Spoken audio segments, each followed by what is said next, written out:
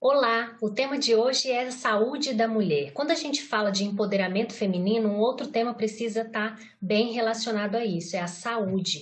É preciso empoderar mulheres também para o autocuidado. Uma das doenças que silenciosamente pode chegar é a diabetes. Pesquisas mostram que no mundo milhares de mulheres são acometidas pela doença e no Brasil não é diferente. Para falar sobre esse assunto, eu convidei a Fabiana Couto, que é a fundadora do movimento Diva Bética. Seja muito bem-vinda, Fabiana. Obrigada, Paula. Obrigada pelo convite. Realmente estou muito feliz de estar aqui falando desse assunto tão importante com vocês. Pois é, a diabetes é uma doença já que a gente conhece, mas a gente pouco fala, principalmente nessa época de pandemia, muita gente anda com medo de sair para ir ao médico, fazer check-up, e ela vai chegando silenciosamente, né? Os parâmetros sanguíneos vão aumentando, vão sendo modificados ao longo da vida, e conforme a gente vai envelhecendo, tem o sedentarismo, se não ficar de olho, ela chega, né? Como é que é? Durante a pandemia, vocês têm observado, vocês que atuam mais nessa área de conscientização, principalmente dessa doença, têm observado que caiu essa procura por exames, por check-up para detectar a doença? Sim, com certeza. Inclusive, as pessoas que já têm a condição, elas têm ido menos ao médico. Então, com isso também, o controle da glicemia acaba sendo comprometido. A gente sabe que com a pandemia também nós estamos tendo um estilo de vida menos ativo do que tínhamos antes. Então, realmente a pandemia veio agravar essa questão do acompanhamento multiprofissional, né, da doença. E a gente sabe também que existem diariamente novos casos. Hoje a gente sabe que 50% das pessoas que têm diabetes não sabem que têm. Então, eu acho que o medo também de ir ao médico, de procurar uma ajuda profissional, faz com que, infelizmente, essas pessoas continuem tendo sintomas sem buscar a ajuda e o cuidado necessário. Pois é, e preocupado com essa falta de conscientização, você criou um movimento chamado Diva Bética, né? Conta um pouquinho pra gente sobre como que foi criado esse movimento, por que você decidiu fazer esse trabalho e quais são as ações que vocês fazem. Então, o movimento diabético, ele nasceu da minha própria história com diabetes. Eu fui diagnosticada com diabetes tipo 1 aos 13 anos de idade e eu senti falta desse apoio, né, de outras pessoas que também, assim como eu, conviviam com a condição.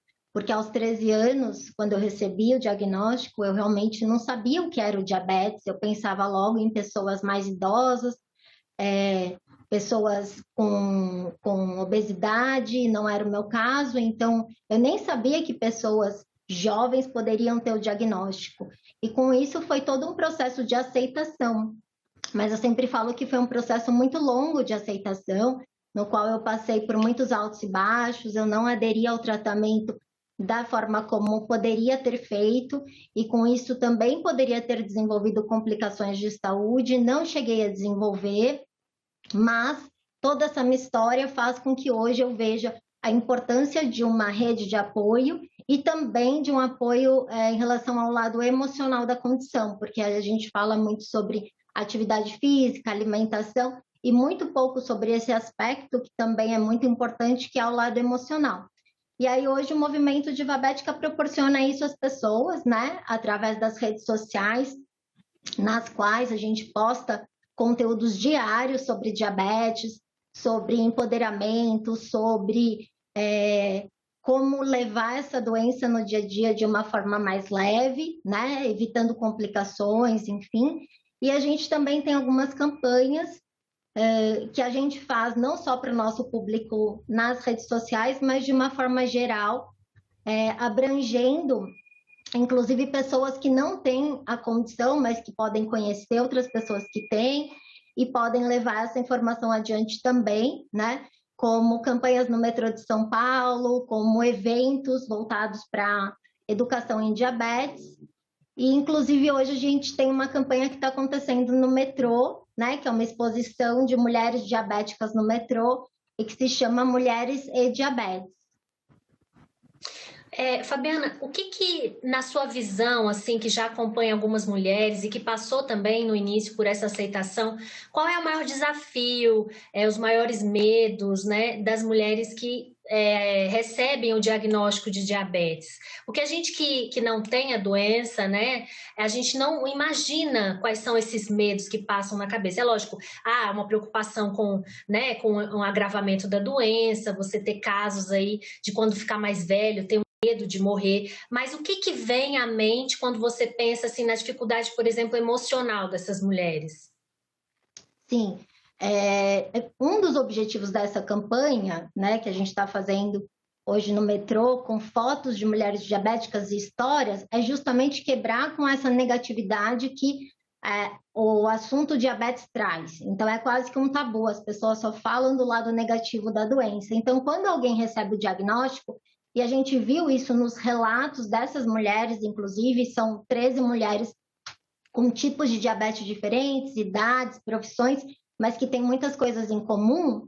Algo em comum bom, eu tenho diabetes, eu vou morrer. Porque é essa forma que hoje a doença está associada, né? Tudo que a gente vê, as notícias e tal.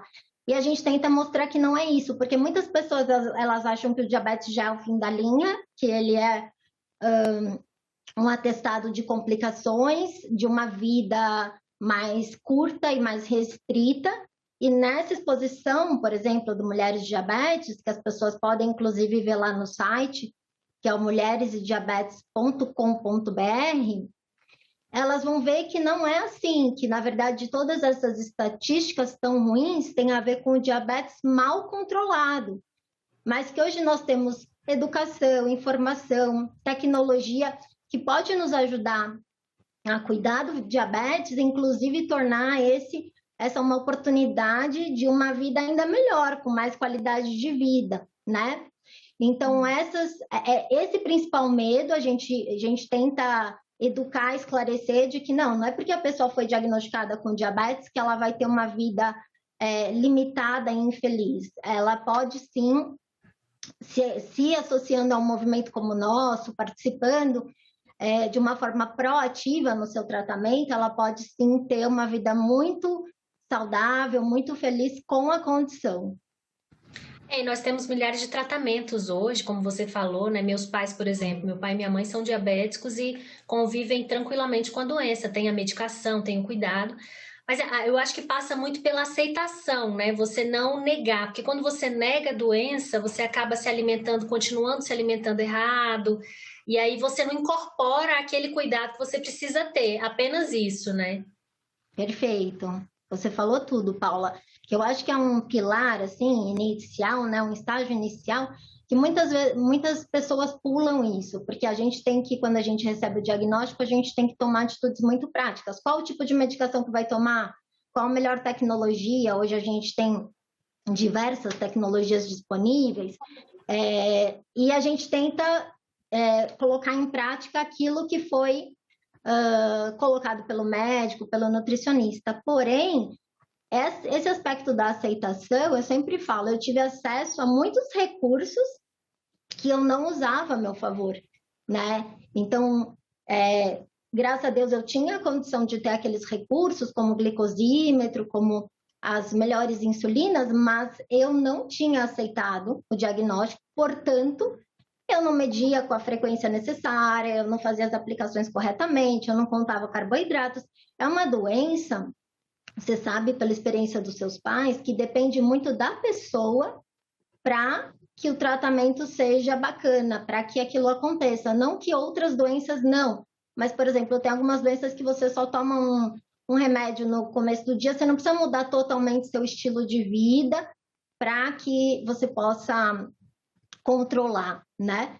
No caso do diabetes, não, depende muito da pessoa. Então, essa aceitação e esse empoderamento, eles são fundamentais. E essa é a principal razão do movimento existir, porque eu passei quase 14 anos negando a doença.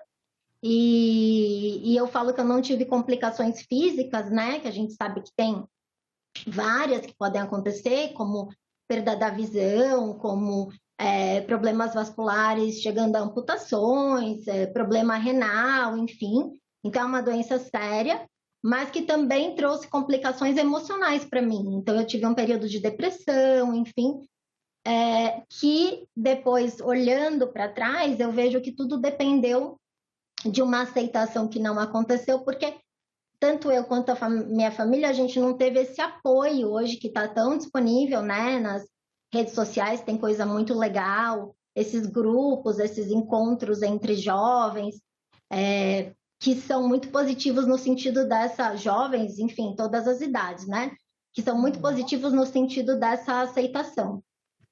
Eu acho que o empoderamento feminino ele passa por essa condição da gente deixar de ser vítima para a gente ser exatamente ator da nossa vida. E aí a gente precisa, bom, eu tenho que tomar medicação, eu tenho que fazer exames com maior frequência e eu vou tomar as rédeas desse problema para poder não me prejudicar mais, né? Agora, essas ações elas foram intensificadas durante a pandemia? Você preferiu aderir a essa campanha nos metrôs nesse período por conta da pandemia também? Ou é um mês exatamente que é um mês que vocês escolhem para fazer esse tipo de campanha? Então, Paula, na verdade, essa campanha ela foi postergada por causa da pandemia, porque a gente fez essas fotos, o ensaio fotográfico com as mulheres diabéticas, no início de março de 2020. Então, foi um pouquinho antes de estourar a pandemia aqui no Brasil. E aí a gente já estava com as fotos prontas, a gente ia fazer uma exposição em prol do Dia Internacional da Mulher, e nós tivemos que aguardar, né? Estamos fazendo agora a exposição, porém, a gente não está incentivando as pessoas a irem até a exposição, a não ser pessoas que estejam de passagem lá no metrô Tatuapé, em São Paulo, né? Uhum. Mas aí, em função disso, a gente fez o site, que tem uma exposição virtual, que é uma exposição que todos podem acessar, e é meio que uma réplica da exposição presencial, só que com mais conteúdos, com mais materiais. Uma das coisas que a gente intensificou na pandemia foi a troca de informações, o volume de conteúdos que a gente já vinha postando, e a gente começou a postar muito mais lá no nosso perfil, que é o @Movimento Divabética, se vocês quiserem acessar. Tem muito conteúdo lá. E a gente fez muitas lives, a gente trouxe muitos profissionais para falar sobre o coronavírus e o diabetes, por ser um grupo de risco. Então, assim, essa pandemia trouxe essa necessidade da gente abordar o assunto, né? Abordar o assunto, exato. E criar essa rede de apoio de uma forma diferente, né? Que agora é uma rede de apoio que está online e está disponível para todo mundo. Isso é bom, né? Agora, na questão prática, assim, as pessoas que estão assistindo, que ainda têm dúvida se podem desenvolver ou se estão no caminho para desenvolver, porque é uma doença que pode também desenvolver ao longo dos anos, né? Muita gente acha assim, eu vou ter que fazer aquela série de exames, um check-up imenso, eu tenho preguiça. Às vezes um simples exame de sangue, né, você já consegue saber aí se há um indicativo da doença, né? O que vocês indicam a fazer a pessoa que está querendo saber se pode desenvolver a doença ou se tem a doença e que ainda não sabe?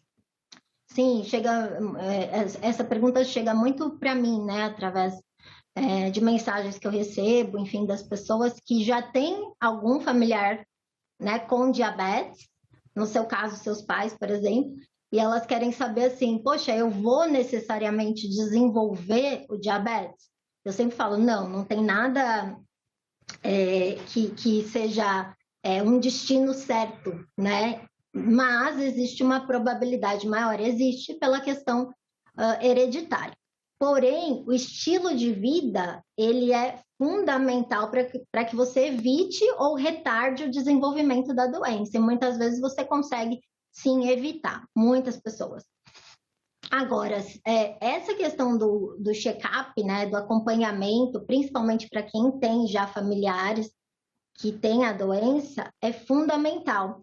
E ele precisa acontecer periodicamente, pelo menos uma vez por ano. E assim, você precisa falar com o seu médico de confiança, seja um clínico geral, seja quem, né, quem cuida de você, para que ele te ajude também a avaliar esses índices, para que você possa tomar uma medida, se necessário, o quanto antes. Porque a gente sabe que antes do diabetes, muitas vezes acontece o pré-diabetes. E quando você consegue identificar o pré-diabetes, você muitas vezes consegue reverter totalmente a situação. com estilo de vida, com uma conscientização. Só que, Paula, muita gente fala assim: ah, eu prefiro não saber, porque se eu não souber, então eu não tenho nada. E não é verdade, porque as complicações elas acontecem justamente com pessoas que têm a doença de uma forma muito silenciosa por um longo período de tempo e que essas complicações poderiam ter sido evitadas. Então, não tenham medo de fazer os exames, de falar com seu médico, isso daí é muito importante e necessário. Tem o exame da pontinha de dedo, mas o ideal é o de laboratório para identificar isso. É até um contrassenso, né? Se você for pensar assim, lógico, de forma racional, se tem tratamento, se tem como reverter, por que não, né? Por que ficar negando isso e daqui a pouco chegar uma surpresa muito negativa, né, na vida da pessoa? Mas é exatamente essa conscientização que precisa acontecer. Nessa exposição, você relata aí que há mulheres que contam um pouco da sua história de vida. Você pode contar um pouquinho dessas experiências, exemplo de mulheres que mudaram seus hábitos, mudaram sua forma de enxergar a doença, enxergar a sua rotina e hoje conseguiram superar isso e convivem bem com a doença?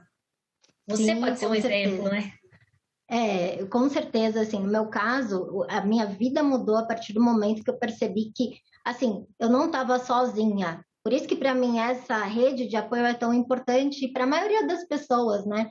Porque com outras pessoas que entendem o teu dia a dia, que não te julgam, porque ainda tem muito esse julgamento da sociedade, né? Ah, é diabético porque fez alguma coisa errada, comeu muito açúcar.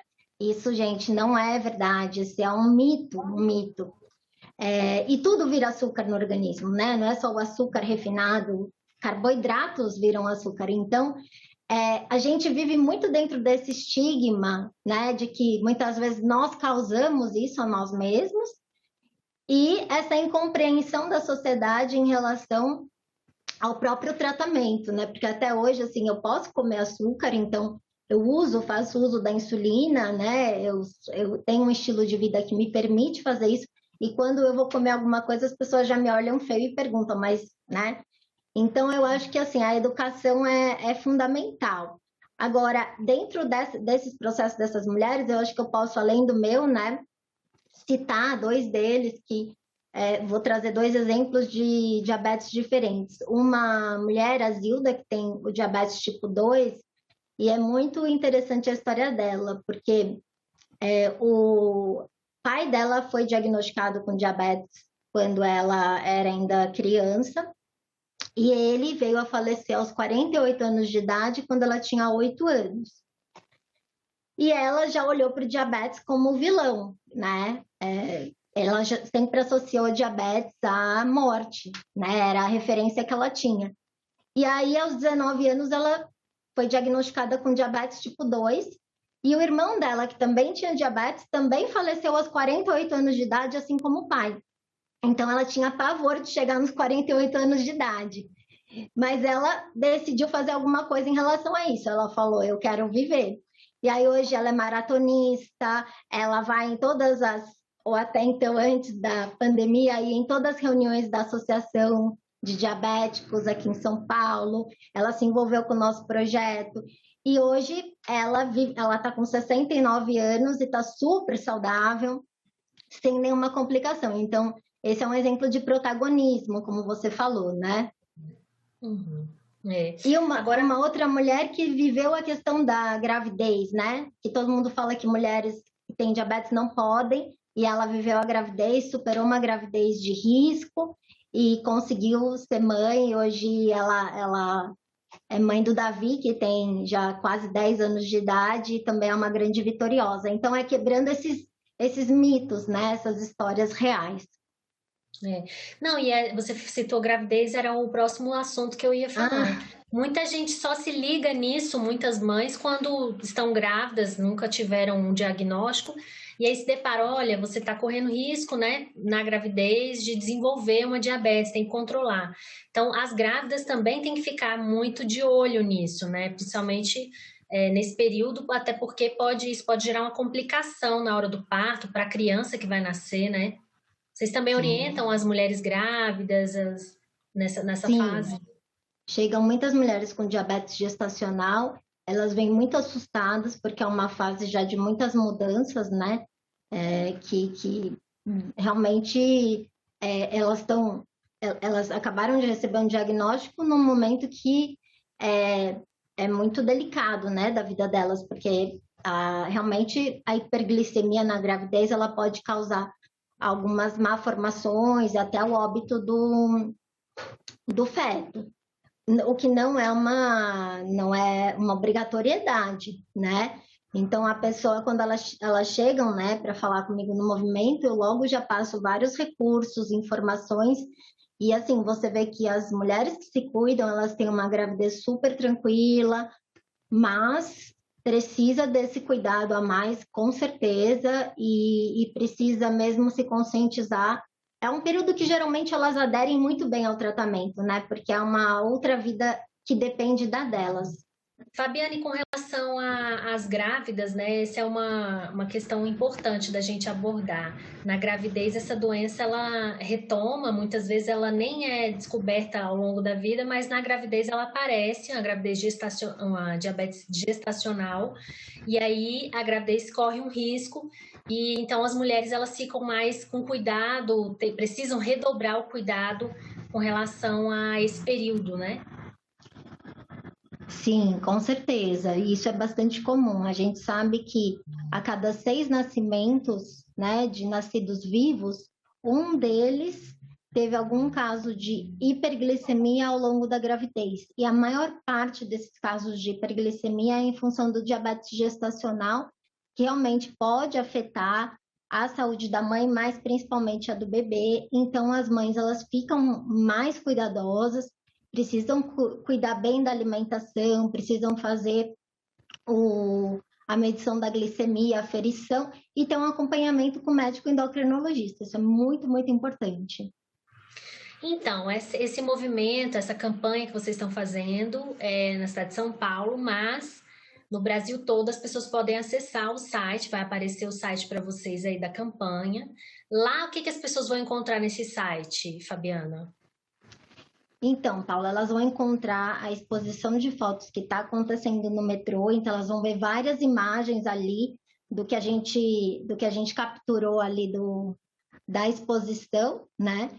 E elas também vão poder ver as histórias dessas mulheres que estão lá, mulheres iguais a elas, que também passaram por desafios, por dificuldades na aceitação do diagnóstico, enfim, e que hoje elas têm uma qualidade de vida bacana, elas estão vivendo bem. Então, essas histórias estão lá. E, além disso, a gente tem uma área de educação, que é uma área que elas podem acessar para receber materiais, e-books, informações de canais do YouTube confiáveis, como o nosso, que tem muito conteúdo bacana e leve e fácil de entender, para que essas pessoas que, de repente, acabaram de ser diagnosticadas, elas possam ter um norte, ter um horizonte além, claro, do seu médico, que eu sempre reforço, é muito importante que você tenha um médico de confiança para te acompanhar. Mas esse site ele vai trazer muita inspiração e muita motivação para o seu tratamento também, com certeza. Bom, eu acho super interessante, acho que todo mundo que desenvolveu a doença, mulheres que ainda têm um certo medo, até preconceito com a doença que já estão diagnosticadas, eu acho que é um canal muito interessante, fica a dica então para quem quiser participar, né, das conversas e do ter esse contato, né, com outras pessoas que também passam por essa questão. E eu agradeço muito aqui a presença da Fabiana nessa conversa interessante. Agradeço e se você em casa quer ver esses ou outros programas, acesse aí o senado.leg.br/TV Senado ou o nosso canal no YouTube. Eu agradeço muito, Fabiana, a sua presença. A gente fica por aqui. Até o próximo Cidadania Mulher.